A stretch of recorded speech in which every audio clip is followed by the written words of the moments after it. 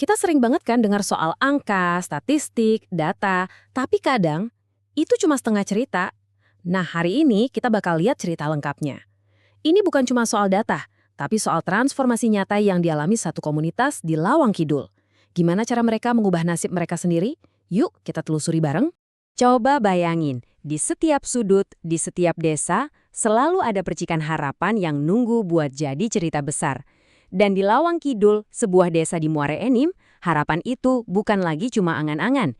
Ini bukti nyata soal kekuatan semangat dan kerja bareng.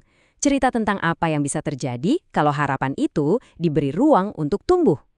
Oke, kita mulai perjalanan kita ya. Kita langsung terbang ke Lawang Kidul. Kita mau lihat gimana sebuah desa bisa punya harapan baru untuk berubah. Dan yang menarik, semua ini berawal dari dalam, dari semangat warganya sendiri. Tapi gini, biar kita benar-benar paham sebesar apa perubahannya, kita perlu lihat dulu kondisi awalnya, realitas mereka sebelum semua ini terjadi. Apa aja sih tantangan yang mereka hadapi setiap hari? Yuk kita mundur sedikit ke belakang. Nah, dengerin baik-baik. Ini bukan kata saya loh. Ini langsung dari salah satu warga di sana. Dulu kami sulit berkembang. Usaha kecil juga belum jalan maksimal. Kalimat ini dalam banget ya. Ini bukan sekedar keluhan. Ini gambaran nyata betapa sulit dan mendesaknya situasi mereka waktu itu. Kita bisa ikut merasakannya. Jadi masalah utamanya apa aja sih? Bisa kita rangkum jadi beberapa poin. Pertama, akses ke sumber daya itu terbatas banget. Kalau itu susah, ya jelas peluang ekonomi juga jadi sempit. Efeknya berantai, pembangunan masyarakat jadi mandek. Dan yang paling berat, rasa harapan itu seakan-akan ikut tertahan. Kebayangan gimana rasanya? Lalu, di tengah situasi yang seperti itu, muncullah sebuah percikan. Sebuah titik balik. Ada program CSR dari Bukit Asam. Tapi, catat ya, ini penting banget. Ini bukan sekedar kasih bantuan, selesai. Bukan. Ini lebih kayak percikan api yang menyulut semangat buat perjalanan panjang menuju kemandirian. Pendekatannya itu pinter banget. Ini bukan soal ngasih ikan, tapi bener-bener ngasih kail, plus ngajarin cara mancingnya. Lihat deh langkah-langkahnya. Mulai dari pelatihan skill buat warga, terus didampingi terus-menerus biar nggak bingung. Fasilitas umum juga dibangun bareng-bareng, sampai ke edukasi soal sosial dan lingkungan.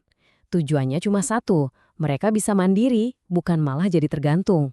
Oke, kita udah lihat masalahnya, udah lihat solusinya, sekarang bagian yang paling ditunggu-tunggu. Hasilnya gimana? Transformasi yang tadinya cuma harapan, itu sekarang wujudnya kayak apa? Yuk kita saksikan bareng-bareng. Wow, coba lihat perbandingan ini. Jomplang banget kan bedanya? Di kiri, sebelum, ekonominya ya gitu-gitu aja, stagnan. Terus lihat yang kanan, sesudah. Boom! UMKM di mana-mana. Ada kuliner, kerajinan, dan banyak lagi. Dari yang tadinya diam, sekarang jadi hidup dan bergerak. Ini bukan cuma perbaikan, ini sebuah lompatan. Dan ini dia yang bikin merinding. Setelah lihat gambaran besarnya, kita dengar lagi suara dari warganya langsung. Sekarang usaha kami sudah berkembang, bahkan bisa membantu ekonomi keluarga. Dengar itu, perubahan itu nyata, dirasain di dapur mereka, buat biaya sekolah anak-anak mereka. Itulah dampak yang sebenarnya. Dan ceritanya nggak berhenti di ekonomi aja. Lihat deh diagram ini. Pertumbuhan ekonomi memang besar, 45%. Tapi lihat lagi, ada pembangunan sosial sebesar 35%. Dan bahkan, kesadaran lingkungan juga naik 20%. Artinya apa? Perubahannya itu menyeluruh. Nggak cuma dompet yang lebih tebal, tapi hubungan sosial makin kuat, dan kepedulian sama lingkungan juga tumbuh, komplit. Dan mungkin ya, inilah efeknya yang paling dalam. Perubahan ini menciptakan sesuatu yang tak ternilai harganya.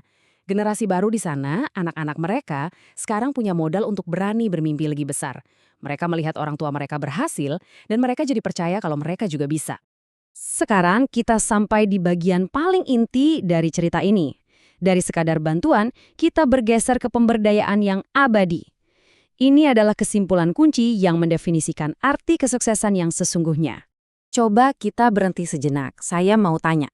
Setelah kita lihat semua kemajuan ini, ekonomi tumbuh, sosial membaik, menurut Anda, apa sih perubahan yang paling mendasar dan paling besar yang terjadi di Lawang Kidul? Ini dia jawabannya. Perubahan terbesarnya adalah komunitas itu sendiri sekarang jadi motor penggeraknya. Mereka bukan lagi objek penerima bantuan, mereka adalah subjek arsitek masa depan mereka sendiri. Programnya bisa dibilang berhasil, justru karena pada akhirnya program itu sendiri sudah tidak lagi jadi pusatnya. Jadi, pelajaran apa yang bisa kita bawa pulang dari kisah Lawang Kidul? Mungkin ini. Perubahan sejati itu tidak bisa diberikan, nggak bisa disuntikkan dari luar. Perubahan sejati itu harus kita bantu tumbuhkan dari dalam. Dan itulah yang membuat sebuah cerita jadi inspirasi yang abadi.